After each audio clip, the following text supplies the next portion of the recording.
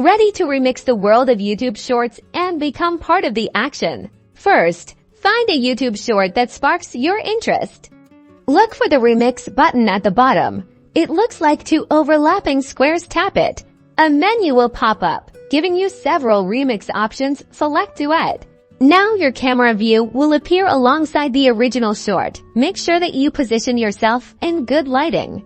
Explore the editing tools on the right side of the screen here. You can add filters, adjust the speed, or set a timer for hands-free recording. Once you are ready, tap the record button. Remember to keep it engaging. Interact with the short, add your thoughts, or create a fun reaction. After recording, you will be directed to a preview screen where you can add text, voiceovers, or fine-tune the timeline of your duet to get it just right.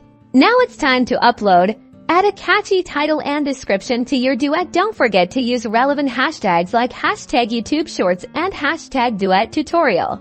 And that is it. You have successfully created and shared your own YouTube duet short. Now go on and share your creativity and become part of the YouTube Shorts community.